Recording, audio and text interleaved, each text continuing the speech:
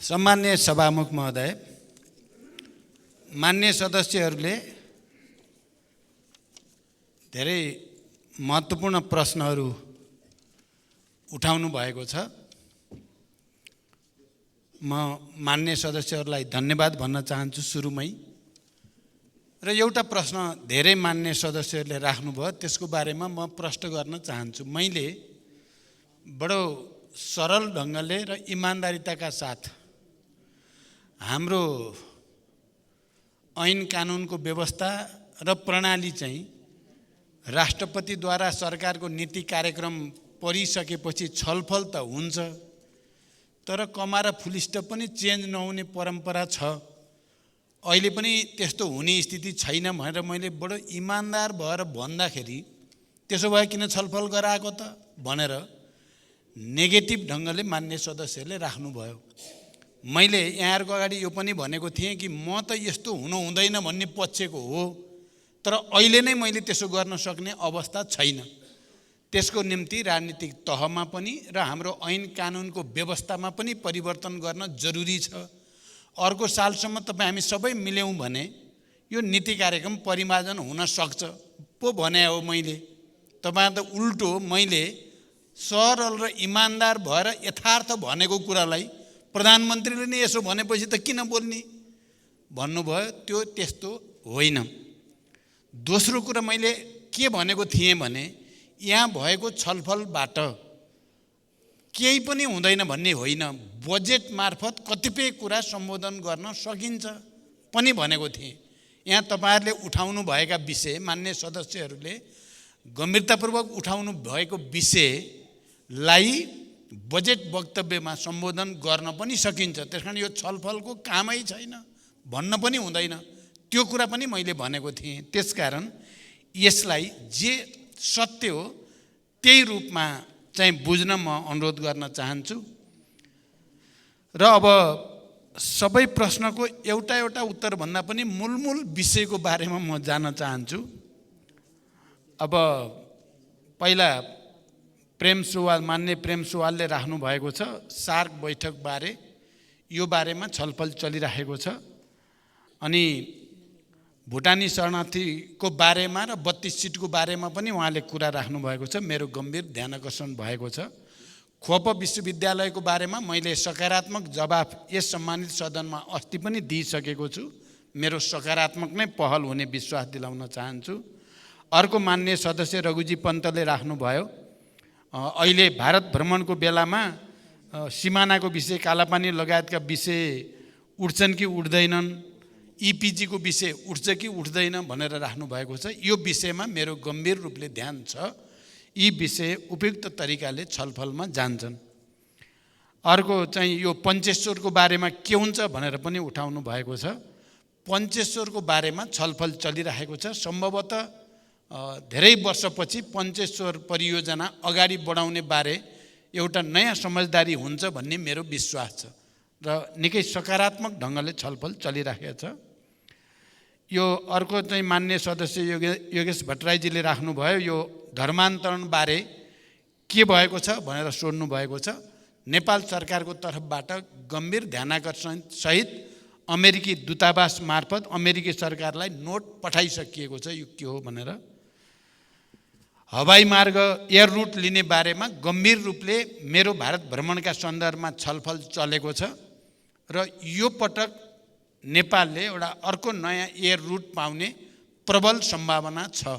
म अहिले यति मात्रै भन्न चाहन्छु। यो विषय गम्भीर रूपले नै एजेन्डामा राखेर छलफल गरिराखिएको छ। अर्को भूमि सम्बन्धी समस्या 2 वर्षभित्र समाधान गर्ने सरकारको प्रतिबद्धता मैले व्यक्त गरेको छु, किनकि यसको तयारी भूमि आयोग मार्फत, भूमि व्यवस्थापन मन्त्रालय मार्फत भइ पनि राखेको छ र हामी सबैले सामूहिक रूपले प्रयास गर्दा त्यसो गर्न सकिन्छ भन्ने मेरो विश्वास छ। भ्रष्टाचार नियन्त्रणको बारेमा मैले त्यो कुरा पनि प्रश्नसँग भनेको थिएँ। ऐन पनि आवश्यक छ, ऐन संशोधन पनि, नयाँ ऐन बनाउने आवश्यकता पनि छ। भ्रष्टाचारलाई अझ प्रभावकारी रूपले नियन्त्रण गर्नको लागि त्यो विषयमा पनि सरकार अगाडि बढिरहेको जानकारी गराउन चाहन्छु। कृषिमा भइरहेको नीतिगत भ्रष्टाचारको बारेमा पनि कतिपय मान्य सदस्यले, खास गरी मान्य विराज भक्त श्रेष्ठले यहाँ उठाउनु भएको छ, मेरो गम्भीर ध्यानाकर्षण भएको छ र यो विषयमा हामीले नीतिगत रूपमा नै निर्णय गर्नुपर्ने आवश्यकता पनि छ। अर्को, धेरै मान्य सदस्यहरूले चुरे दोहनबारे उठाउनु भयो। मैले समष्टिमा के भन्न चाहन्छु भने चुरे दोहन या तराईको मरुभूमिकरणको समस्याबारे हामी सबै नै धेरै गम्भीर र संवेदनशील रहँदै पनि आएका छौँ। तर साथसाथै चुरे संरक्षण अभियान अन्तर्गत नै एउटा अध्ययन त्रिभुवन विश्वविद्यालयको जियोलोजिकल डिपार्टमेन्ट र अर्को एउटा डिपार्टमेन्टको संयुक्त रूपले अध्ययन गरिएको प्रतिवेदन छ। त्यो चुरे संरक्षण मार्फत नै त्यो अध्ययन गराइएको रहेछ र त्यो अध्ययनबाट दुईटा ठुला भोल्युमहरू त्यहाँको तथ्याङ्क सहित तयार भएको छ र त्यसको निष्कर्ष के छ भने चुरे संरक्षण र तराईको मरुभूमिकरण रोक्नको लागि गिटी बालुवाको सही उपयोग र व्यवस्थापन जरुरी छ र यत्तिकै छोड्दाखेरि त्यसले झन् मरुभूमिकरणलाई तीव्र पारेको छ र करिब 1 खरबको चाहिँ गिटी बालुवा स्वतः नै बगेर भारत जान्छ र भारत सरकारले त्यो गिटी बालुवा उपयोग गरिरहेको निष्कर्ष छ तथ्याङ्क सहित र झन्डै वर्षको 50,000 हेक्टर जमिन त्यो नदी उकास भएर, किन गिटी बालुवाले गर्दा त्यो नदीको सतह, खोलाहरूको सतह बढ्दै जान्छ, त्यसले चाहिँ जमिन नष्ट हुँदै जान्छ भन्ने निष्कर्ष जियोलोजिकल डिपार्टमेन्टको एउटा अध्ययनले देखाएको छ। र हामी अहिले, सरकारले अहिले यो अध्ययनको प्रतिवेदन लागू गर्दै त छैन, तर यसमा सरकारको गम्भीर ध्यानाकर्षण भएको छ र तराईको मरुभूमिकरण रोक्नलाई कुनै भावावेशमा आवेगमा आएर होइन, वैज्ञानिक ढङ्गले तथ्याङ्कको आधारमा वास्तविक चुरे संरक्षण कसरी गर्न सकिन्छ, तराईको मरुभूमिकरण कसरी रोकिन्छ भन्ने चिन्ताको साथ मात्रै सरकारले यो विषयलाई उठाएको हो, म स्पष्ट गर्न चाहन्छु। अर्को, केही मान्य सदस्यहरूले यो विदेशमा जाने नेपालीहरूलाई रोक्नको लागि स्वदेशमा नै छोटो समयको तालिम दिएर स्वदेशमा नै राख्ने बारे सरकारको के छ नीति योजना भनेर राख्नु भएको छ। मैले अघि पनि भनेको थिएँ, हामीले यो रोजगार सृष्टि गर्ने र उत्पादन वृद्धि गर्ने विशेष कार्यक्रम भनेको 753 पालिकामा छोटो तालिमद्वारा युवाहरूलाई उत्पादन कार्यमा परिचालन गर्ने कुरा नै हो र केही मान्य सदस्यहरूले राखे जस्तै हामीले विगतमा प्रधानमन्त्री कृषि आधुनिकीकरण अथवा अरू विभिन्न नाममा जुन अनुदान रकम पठाउने गरेका छौँ त्यसको सदुपयोग भएन भनेर नै यो पटक हामीले त्यस खालका कार्यक्रमहरूलाई गाभेर एउटा एकीकृत कार्यक्रम अन्तर्गत सिधै स्थानीय तहमा, सिधै गाउँपालिकामा रकम जाने र अनि त्यस खालका तालिम र उत्पादन कार्यहरू अगाडि बढाउने योजना र कार्यक्रम सोचेका छौँ र यो कुरा मलाई लाग्छ बजेट वक्तव्यमा अझ स्पष्टसँग आउने नै छ। सार्वजनिक सम्पत्ति संरक्षणको बारेमा पनि एकजना मान्य सदस्यले उठाउनु भयो, खास गरी रेडियो नेपालको जग्गा बिक्री हुँदैछ तलब खुवाउनको लागि भनेर। रेडियो नेपालको खुमलटारमा रहेको जग्गा नेपाल दूरसञ्चार प्राधिकरणको भवन निर्माण गर्नको लागि दूरसञ्चार प्राधिकरणलाई दिने निर्णय भएको हो। यो निर्णय अघिल्लो सरकारकै पालामा भएको र अदालतमा विषय पुगेर पनि टुङ्गो लागिसकेकोले अहिले यो सरकारले त्यही निर्णय कार्यान्वयन गर्न खोजेको मात्रै हो, त्यसमा कुनै भ्रम नरहोस्। त्यस्तै अर्को कमरेडले भन्नुभएको छ, यो रुग्ण उद्योग र बन्द उद्योगहरू सञ्चालन गर्ने सन्दर्भमा के भयो, रुग्ण उद्योगको सन्दर्भमा केही मान्य सदस्यले राख्नु भएको छ। हामीले केही उद्योगहरूको नाम उल्लेख भएको, अरूको उल्लेख नभएको सन्दर्भमा, खास गरी सुनसरीका सन्दर्भमा केही कुरा राख्नु भएको छ मान्य भगवती चौधरीजीले। यी सबै बन्द उद्योगको बारेमा पनि सरकारको गम्भीर ध्यान छ र यिनलाई सञ्चालन गर्ने वातावरण बनाउनेतिर नै सरकारको पहल रहने विश्वास म दिलाउन चाहन्छु।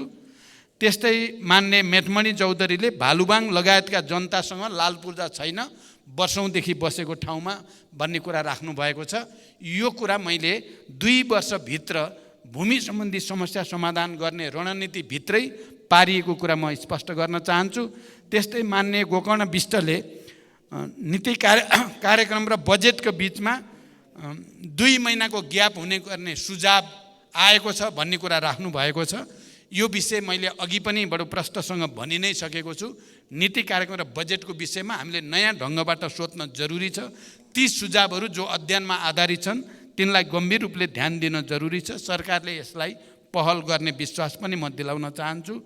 युवाहरूलाई देशभित्रकै कुरा मान्य सुनिता बरालले राख्नु भएको छ, यो विषयमा मैले राखि नै सकेको छु। त्यसै गरी भूमि आयोगमा केही समय अगाडि मात्रै भएको हाम्रो छलफलमा यो भूमि आयोगलाई भूमि दर्ता गर्ने क्रममा शुल्क बढी भएको हुनाले पनि समस्या परेको छ। शुल्क घटाउने बारे सरकारले पहल लिँदैछ। त्यस्तै गरी औद्योगिक क्षेत्रको बारेमा र मलको बारेमा, रासायनिक मलको बारेमा यो पटक समस्या हुन नदिने किसिमले सरकारले तयारी गरिरहेको जानकारी गराउन चाहन्छु। त्यस्तै मान्य चित्रबहादुर केसीले यो भुटानी शरणार्थीको विषयमा ठुलाहरूमाथि कारबाही अगाडि बढेन, कमजोरहरूमाथि मात्रै भन्नुभएको छ। यो सत्य होइन। जो दोषी देखिएका छन् त्यहाँ ठुलो सानो नभनिकन नै अनुसन्धान प्रहरीले गरेको छ। कारबाही प्रक्रिया पनि त्यसरी नै अगाडि बढेको छ। त्यसकारण यो प्रश्न खालि भ्रममा आधारित छ भन्ने मलाई लाग्छ। त्यस्तो गरिएको छैन। सरकार स्पष्टसँग दोषी नछोड्ने, निर्दोषलाई कुनै हालतमा नपर्ने गरिकन नै अगाडि बढेको मैले जानकारी गराइ नै सकेको छु। मिटर ब्याजी सम्बन्धी सम्भवतः यो सरकारले पहल लिएको, बडो दृढताको साथ पहल लिएको एउटा विषय मिटर ब्याज पीडितहरूको संरक्षण र मिटर ब्याजको समस्या समाधान गर्ने कुरालाई नै हो। हामीले ऐन बनाएर पनि, विशेष एउटा एक्सन टिम बनाएर पनि यो समस्याको समाधान गर्ने प्रक्रिया अगाडि बढाएका छौँ। यसमा म स्पष्ट होस् भन्ने चाहन्छु। वेस्ट सेतीको बारेमा केही मान्य सदस्यले राख्नु भएको छ, खास गरी मान्य दामोदर भण्डारीले। वेस्ट सेती परियोजना अगाडि बढाउने र त्यसको डिपिआर तयार हुँदै गरेको म जानकारी गराउन चाहन्छु। भारत भ्रमणको बारेमा ट्रेड ट्रान्जिट के हुन्छ भनेर सोध्नु भएको छ। मलाई विश्वास छ यो पटक ट्रेड ट्रान्जिट बारे सहमति हुन्छ, यसको एक्सटेन्सनको बारेमा, र त्यो चाहिँ 2019देखि रोकिएको काम यो पटक अगाडि बढ्छ भन्ने मेरो विश्वास छ। मान्य लाली चौधरीले राख्नु भएको सिकल सेल एनिमियाको बारेमा सरकारको गम्भीर ध्यानाकर्षण भएको छ।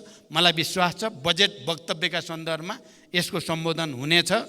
कमरेड योगेन्द्र मण्डलले राख्नु भएको छ सबै रुग्ण उद्योग सञ्चालनबारे, खास गरी विराटनगरको सन्दर्भमा उहाँले उठाउनु भएको छ। त्यसलाई पनि सरकारले गम्भीर ध्यानाकर्षण भएको छ। त्यस्तै अर्को मान्य सदस्यले सोभिता गौतमले आन्तरिक उत्पादन वृद्धि गर्ने र स्थानीय बजारको व्यवस्था गर्ने कुरा गर्नुभएको छ। मैले स्थानीय पालिकामा त्यस खासको उत्पादन कार्य र बजार व्यवस्थापनको कार्य गर्ने बारेमा सरकार गम्भीर रूपले लागिरहेको ध्यानाकर्षण गराउन चाहन्छु। त्यस्तै अन्य मान्य सदस्यहरूले यो पटकको भारत भ्रमणमा अन्य विषय विगतदेखि उठेका 1950 लगायतका विषय उठ्छन् कि उठ्दैनन् भनेर पनि राख्नु भएको छ। यी विषयहरूमा र अन्य विषयहरूमा पनि हामीले संवादको माध्यमबाट समस्याको समाधान गर्ने ढङ्गले विषय उठ्ने जानकारी गराउन चाहन्छु। अर्को मान्य सदस्यहरूले चीन र नेपालको बीचमा पहिला सहमति भइसकेको माडी जलाशय युक्त आयोजना के भयो, त्यो चिनिया राष्ट्रपति आएको बेलामा भएको विषय अहिले किन हटाइयो, अफिस पनि हटाइयो भनेर राख्नु भएको छ। यो कुरा नेपालको एचआइडिसिएल र पावर चाइनाले लाइसेन्स लिएर अध्ययन सुरु गरेको साँचो कुरा हो र त्यो लाइसेन्स रिन्यू नगराएकोले, लाइसेन्स समयमा त्यसको रिन्यू नभएको हुनाले 6-7 महिना अगाडि नै त्यो रद्द भएको रहेछ। तर भायबिलिटी ग्याप फन्डिङ सरकारले व्यवस्था गरेर आउन सकिने पत्र पावर चाइनाले भर्खरै दिएको छ र यसबारे नयाँ सिराबाट हामी अगाडि बढ्दैछौँ, यो जानकारी म गराउन चाहन्छु। त्यसै गरी अर्को मान्य सदस्यहरूले यो नागरिकताको विषय के हुन्छ भनेर राख्नु भएको छ।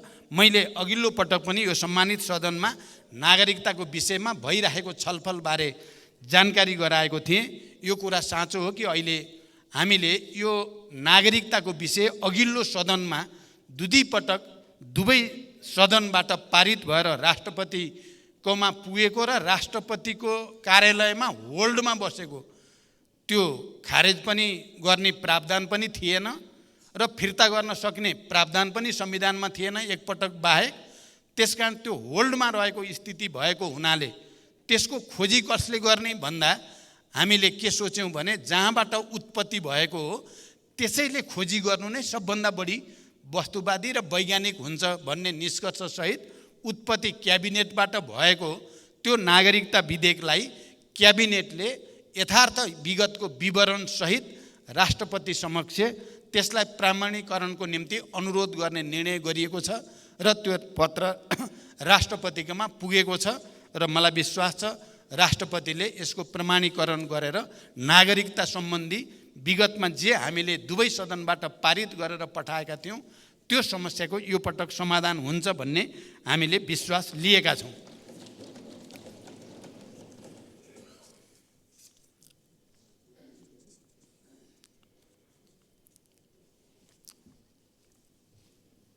अर्को मान्य सदस्य, अब सबै दोहोरिएका प्रश्नको मैले उत्तर दिनतिर लागिनँ। धेरै प्रश्नहरू दोहोरिएका छन्। तराईको मरुभूमिकरणदेखि गिटी बालुवादेखि लिएर अन्य विषयहरू, रुबी भ्यालीको विषयमा अर्को मान्य सदस्यले उठाउनु भएको छ। पर्यटकीय हिसाबले पनि यसको महत्त्वपूर्ण भूमिका छ भन्ने कुरामा सरकारको ध्यान छ। यसलाई आवश्यक नीतिगत निर्णय गरेर अगाडि जाने सरकारको धारणा रहेको जानकारी गराउन चाहन्छु। अर्को मान्य सदस्यहरूले राख्नु भएको छ शून्य समयका प्रश्नहरूको जवाफ भनेर। मैले अस्ति यही सम्मानित सदनमा प्रश्न उत्तर दिने क्रममा शून्य समयमा उठेका धेरै प्रश्नहरूको जवाफ दिएको छु र फेरि प्रश्न उत्तर हरेक महिना दिने नीतिगत निर्णय भइसकेको हुनाले बाँकी प्रश्नहरूको जवाफ पनि क्रमशः दिइने जानकारी गराउन चाहन्छु। अर्को चाहिँ मान्य सदस्यहरूले राख्नु भएको छ, दुईजना मान्य सदस्यहरूले पेट्रोल खानी खास गरी दैलेखको सन्दर्भमा यहाँ हामीले जेनरल सामान्य भाषामा खानी र खनिजहरूको उत्खनन र त्यसको प्रशोधनसँग सम्बन्धित विषय चाहिँ नीति कार्यक्रममा प्रस्तुत भएको छ। त्यसभित्र पेट्रोल खानीको कुरा पनि पर्ने म जानकारी गराउन चाहन्छु। त्यस्तै खेलाडीको संरक्षणबारे सरकारको ध्यान छ, नीति कार्यक्रममा प्रष्ट रूपमा उल्लेख पनि गरिएको छ। अर्को मान्य सदस्यले छोटी भन्सारको बारेमा कञ्चनपुरको बेलौरीको कुरा गर्नुभएको छ। मैले पहिला पनि सार्वजनिक रूपमा बोलेको छु र यसलाई अगाडि बढाउने बारेमा सरकारको ध्यान छ। अन्य जुट खेतीबारे र चाहिँ मान्य रेखा यादवले उठाउनु भएको छ। यसलाई विकास गर्ने बारेमा पनि हामीले नयाँ सिराबाट सोच्नुपर्ने अवस्था छ। अर्को मान्य सदस्य चाहिँ ले उठाउनु भएको छ दार्चुला टिङ्कर सडक बारे। म प्रष्टसँग भन्न चाहन्छु दार्चुला टिङ्कर सडक निर्माणको आवश्यकता र महत्त्वबारे दार्चुलाबाट नै एउटा ठुलो डेलिगेसन जनप्रतिनिधिहरूको सिंहदरबारमा आएर मलाई यो सडकको के महत्त्व हो भन्ने कुरा राख्नु भएको छ र आज मान्य दिलेन्द्र बडुले पनि त्यही विषय उठाउनु भएको छ। यो सडक निर्माणलाई प्राथमिकतामा राख्ने सरकारको नीति रहेको म जानकारी गराउन चाहन्छु। अर्को मान्यले भन्नुभएको छ बिचौलियाको स्थिति शिक्षा स्वास्थ्य सबैतिर छ भन्ने कुरा। यो कुरा त हामी सबैले एउटा नयाँ सङ्कल्प गरेर बिचौलियाहरूको चलखेल रोक्नेतिर जानुपर्दछ। अहिले हामीले जे काम सुरु गरेका छौँ त्यो बिचौलिया रोक्ने कामकै सुरुवात हो भन्ने कुरा म जानकारी गराउन चाहन्छु। सोसियल मिडियाबारे अर्को मान्य सदस्यले राख्नु भएको छ, त्यो बारेमा मैले प्रष्टसँग यसको नियमनको निम्ति हामीले सोच्नुपर्छ भनेर राखेको छु। त्यस्तै यौन अल्पसङ्ख्यकको बारेमा मैले राखेको कुरै उठेन भने मलाई लाग्छ नीति कार्यक्रममा यो विषयमा प्रष्टसँग उल्लेख गरिएको छ र मैले अघि स्पष्टीकरण दिँदा पनि यो विषय राखेको जानकारी गराउन चाहन्छु। मल कारखाना स्थापना गर्ने बारेमा नेपालमा मल कारखाना स्थापना गर्ने बारेमा पहिला जर्मनको एउटा कम्पनीसँग इन्भेस्टमेन्ट बोर्डले एउटा निवेदन लिएर प्रक्रिया अगाडि बढाउने काम भएको रहेछ, तर त्यो ठोस रूपमा निष्कर्षतिर पुग्न सकेको छैन। यो पटकको भारत भ्रमणको बेलामा चाहिँ हामीले नेपालमा मल कारखाना स्थापना गर्ने बारेमा ठोस रूपमा कुरा गर्ने योजना रहेको जानकारी गराउन चाहन्छु। अर्को हो, माननीय सदस्यले निजगढ विमानस्थलको बारेमा भनेर राख्नु भएको छ। निजगढ विमानस्थल स्थापना गर्ने बारेमा नीति कार्यक्रममा बडो प्रष्टसँग बोलिएको छ र त्यसको निम्ति आवश्यक पर्ने स्रोत व्यवस्थापन लगायतका अरू प्राविधिक कामको तयारीमा सरकार गम्भीर रूपले जुटिसकेको जानकारी गराउन चाहन्छु। अब विद्यालयहरू सबैलाई समान रूपले गर्नु पर्यो भनेर कतिपय मान्य सदस्यहरूले राख्नु भएको छ। पक्कै पनि सबै विद्यालयहरूमा समान खालको पढाइ होस्, स्तरीय होस् भन्ने चाहना त सबैको हुन्छ, तर हामीले निजी र चाहिँ सार्वजनिक विद्यालयहरूको अन्तरलाई कम गर्ने बारेमा, निजीको गुणस्तरीयता वृद्धि गर्ने, त्यहाँको भौतिक पूर्वाधार र शैक्षिक पूर्वाधारको स्थिति सुधार गर्ने र बिस्तारै त्यसमा सन्तुलन ल्याउने नीति सरकारको रहेको म जानकारी गराउन चाहन्छु। कतिपय विद्यालय स्मार्ट हुने, कतिपय नहुने भने नमुनाको रूपमा केही गर्दै त्यसलाई विस्तार गरेर सबैलाई स्मार्ट बनाउने उद्देश्यका निम्ति त्यो भनिएको हो। यो प्रचलन विगतमा पनि हुँदै आएको कुरा पनि म जानकारी गराउन चाहन्छु। अर्को मान्य सदस्यले त्रिभुवन विश्वविद्यालयमा जुन अस्तव्यस्तता छ त्यसलाई सुधार्ने बारे हामी सबैको पनि जिम्मेवारी छ, सरकार त्यसमा गम्भीर रूपले लागेको म जानकारी गराउन चाहन्छु। सेती नदीको संरक्षण बारे सरकारको ध्यान छ, मान्य सदस्यले उठाउनु भएको कुरालाई सरकारले गम्भीर रूपले लिने जानकारी गराउन चाहन्छु। त्यस्तै अर्को मान्य सदस्यले धनगढी विमानस्थल र पशुपति क्षेत्र विकास कोषसँग सम्बन्धित जग्गाको विषय उठाउनु भएको छ, त्यसमा सरकारको गम्भीर ध्यानाकर्षण भएको म जानकारी गराउन चाहन्छु।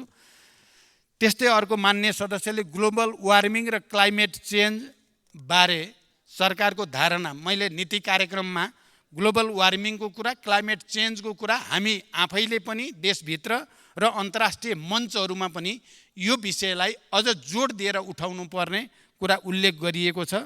म त्यो कुरा प्रष्ट गर्न चाहन्छु। र विगतमा कृषि उत्पादनको सन्दर्भ, कोरोना पीडितका सन्दर्भमा पनि मान्य सदस्यहरूले प्रश्न उठाउनु भएको छ, त्यसमा पनि सरकारको गम्भीर ध्यानाकर्षण भएको म जानकारी गराउन चाहन्छु। त्यस्तै कतिपय मान्य सदस्यहरूले जब सिस्टम र साप्ताहिक पारिश्रमिक भुक्तानी लागू गर्न संशोधन प्रस्ताव दर्ता गरेको बताउनु भएको छ, यसमा सरकारको ध्यानाकर्षण भएको छ। मान्य सदस्यहरू, मैले मोटामोटी रूपमा मान्य सदस्यहरूले उठाउनु भएका प्रश्नहरूको जवाब मूल रूपमा राखेँ र यो रिपोर्ट कार्डका सन्दर्भमा प्रधानमन्त्री कार्यालयमा नतिजा अनुगमन प्रणाली छ। प्रत्येक मन्त्रालयको माइलस्टोन र क्रियाकलाप परिभाषित गरी अनि की पर्फर्मेन्स इन्डिकेटरको आधारमा मूल्याङ्कन गर्ने परिपाटी बसालिएको कुरा पनि म जानकारी गराउन चाहन्छु। जे भए पनि मान्य सदस्यहरूले गम्भीर रूपले उठाउनु भएका सबै प्रश्नहरूप्रति सरकारको गम्भीर ध्यानाकर्षण भएको छ र यिनलाई त्यही रूपमा लिएर सम्भव भएसम्म यिनको कार्यान्वयन पक्षमा जोड दिने कुरा म जानकारी गराउन चाहन्छु। र मैले अघि समग्र नीति कार्यक्रमको बारेमा स्पष्टीकरण दिँदै गर्दा र अहिले प्रश्न उत्तर गर्दै गर्दा फेरि पनि म के भन्न चाहन्छु भने आज देशको अगाडि विद्यमान समस्याहरूको समाधानको निम्ति हामी सबैले साझा प्रयास र सङ्कल्प गर्न जरुरी छ। र एकजना मान्य सदस्यहरूले मलाई धन्यवाद दिनुभयो, किनकि सायद मेरो यो अन्तिम हुन्छ भन्दाखेरि उहाँले अन्तिम भनेर इमान्दारितापूर्वक भनेको भनेर धन्यवाद भन्नुभयो। हामी नयाँ तयार भइसकेका छौँ भन्नुभएको छ, नयाँ तयार भएकोमा बधाई छ। तपाईहरू आउनुहोस् अगाडि, मैले त नयाँलाई अगाडि ल्याउनै चाहेको छु, तर म नयाँ साथीहरूलाई पनि धैर्य धारण गर्दै नयाँ पनि पुराना भइन्छ भन्ने कुरा नबिर्सिन पनि अनुरोध गर्न चाहन्छु। धन्यवाद।